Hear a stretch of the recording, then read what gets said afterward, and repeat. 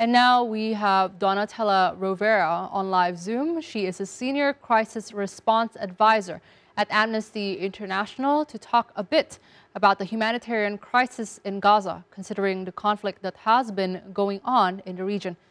Ms. Rivera, hi, thank you for joining us.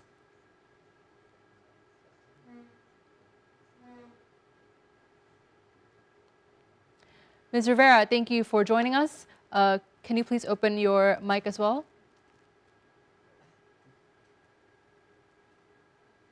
Yes, apologies. Yes, I'm happy to be with you. And where are you coming from, Ms. Rivera, at this current moment? Where are you located?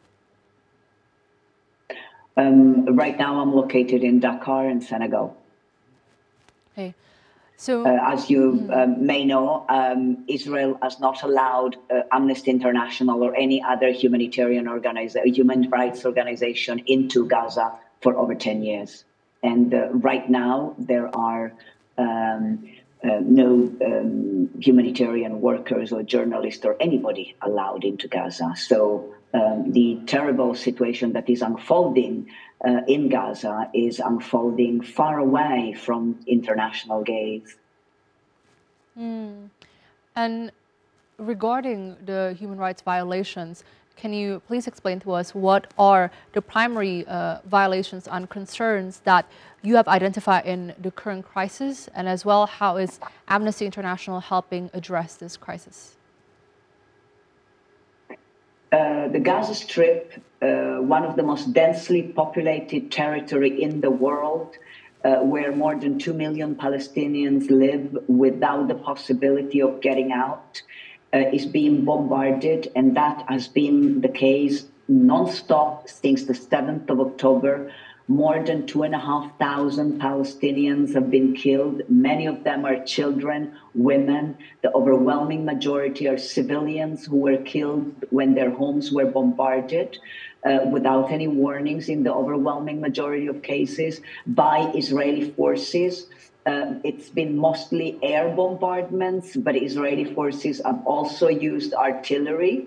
And the situation is absolutely desperate. The number of people who have been killed and the number of people who've been injured, many thousands have been injured at a time when the Israeli blockade on the Gaza Strip is absolute and total, and no supplies are getting into Gaza. So the medical facilities are under great strains. They're running out of supplies. They are receiving an enormous number of wounded every hour of every day. So obviously the most important thing is for Israeli forces to immediately stop the indiscriminate bombardments that have reduced to rubble entire neighborhoods in Gaza.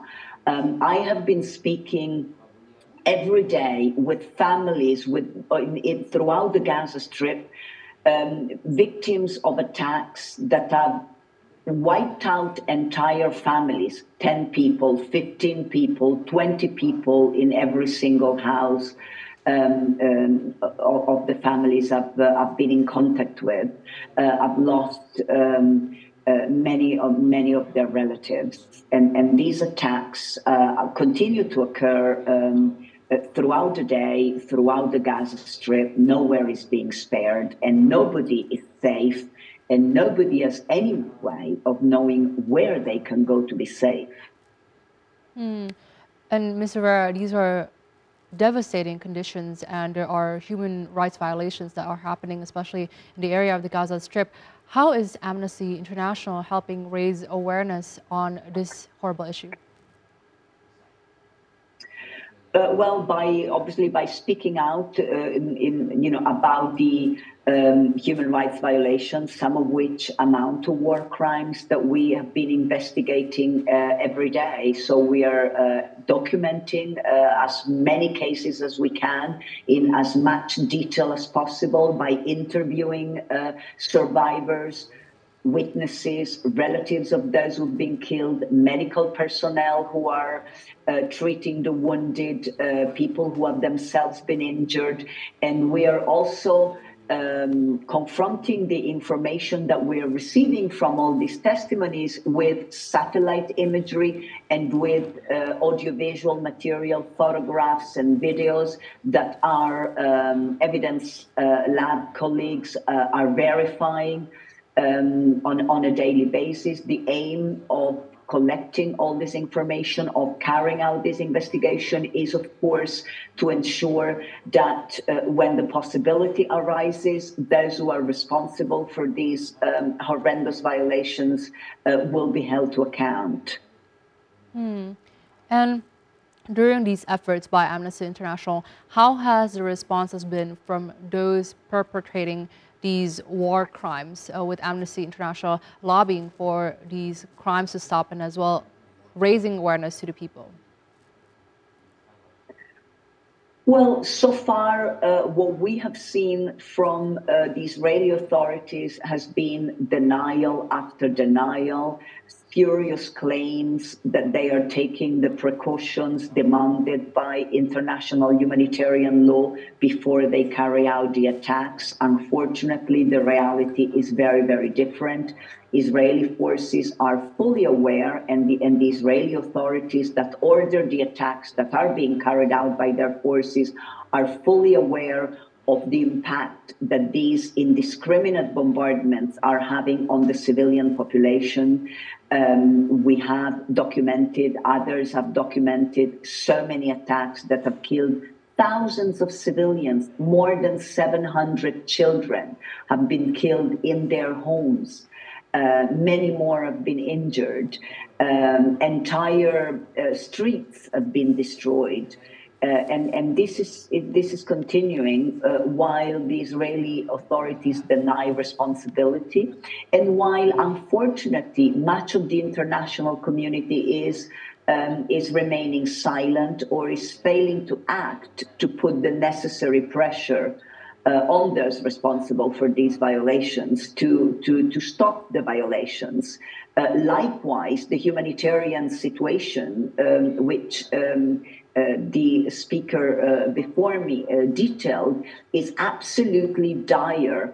And once again, there has been a failure as of until today of the international community to act decisively to ensure that this man-made humanitarian crisis, because this is entirely man-made, the people of Gaza are not receiving the humanitarian assistance that they need desperately, not because there is some difficulty due to, this is not a natural disaster. This is a man-made situation where people in position of authorities in Israel are not allowing humanitarian aid into Gaza, and that has been the case for the past 10 days, and that is absolutely unacceptable, and it must stop, and it should stop immediately. And you mentioned before that there has, unfortunately, a failure, especially from the international community, to respond to these human atrocities and global crisis that is unfolding in front of our eyes.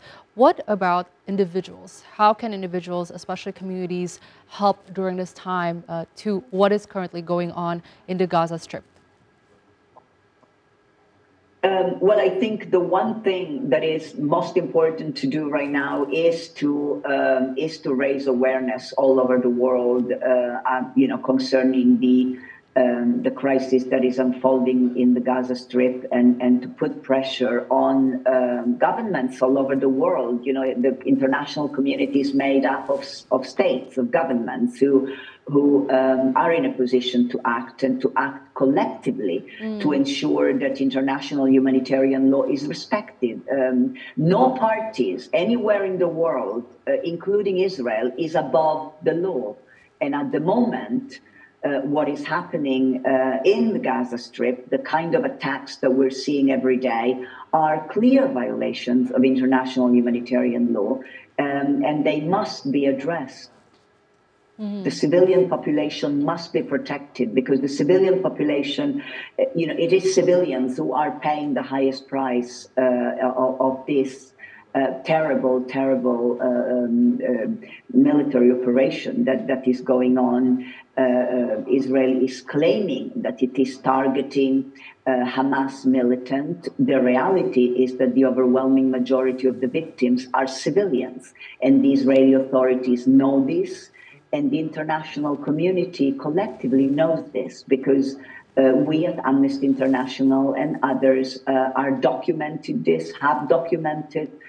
So it is known, and it is necessary that action be taken to put an end to these violations.